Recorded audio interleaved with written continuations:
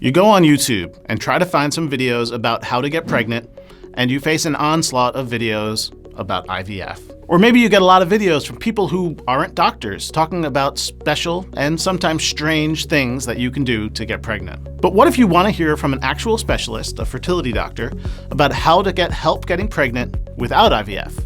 Are there any videos like that out there? Sure there are. You're watching one right now, and it's featuring a great fertility doctor. Hi, my name's Dr. Emily Barnard. I'm a reproductive endocrinology and infertility specialist at Shady Grove Fertility in Maryland.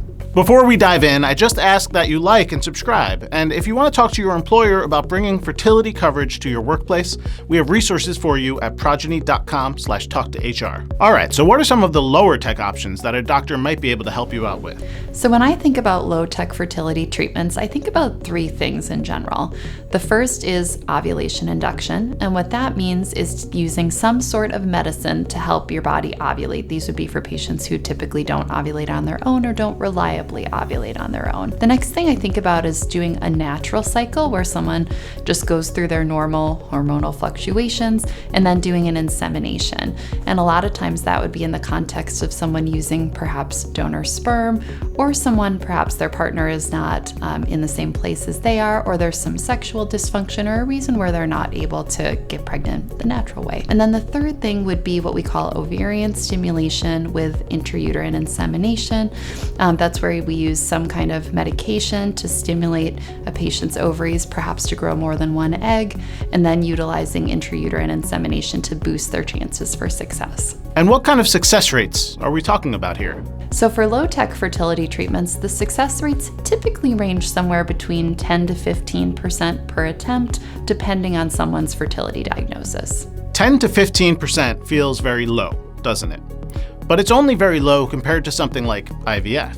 Let's learn about how success rates work for people who might just be trying on their own without any help from a fertility doctor. So when patients are trying on their own, I think a lot of times they're really surprised to hear what the typical success rate is per month. So a lot of it is based on age. Someone who's in their 20s, perhaps at the peak of their fertility, usually their success rate may be around 20% per month.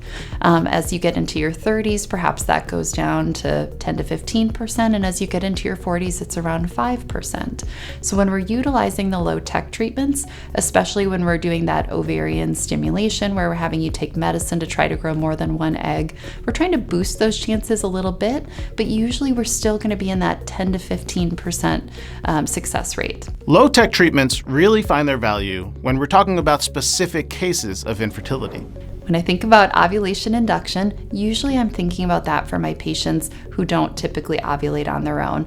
Often that's patients who have polycystic ovary syndrome or PCOS. When I think about patients who are going to use insemination without medications, usually these are going to be patients perhaps who aren't able to conceive on their own without the assistance of fertility treatment. So perhaps someone who is single and needs to utilize donor sperm in order to get pregnant.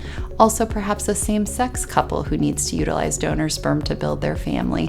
Or in cases where if there is a male and female partner, perhaps they're not in the same proximity to each other, or perhaps there's a reason why they're not able to be intimate, they can often utilize intrauterine insemination, often not even with any other medications, in order to grow their family. And when I think about ovarian stimulation and IUI put together, that synergistic effect of using medications to grow more than one egg and utilizing intrauterine insemination to bring the sperm just that much closer to the egg, I think about that often for my patients where there's perhaps a mild male factor, maybe a little bit low sperm count, little bit low motility, something like that, or for patients with unexplained infertility. And often many of those patients don't want to jump right to IVF. They want to use more of a stepped approach to care.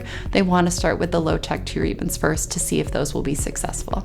There's more than one way to have a family, and there's more than one way for a fertility doctor like Dr. Emily Barnard from Shady Grove Fertility to treat her patients.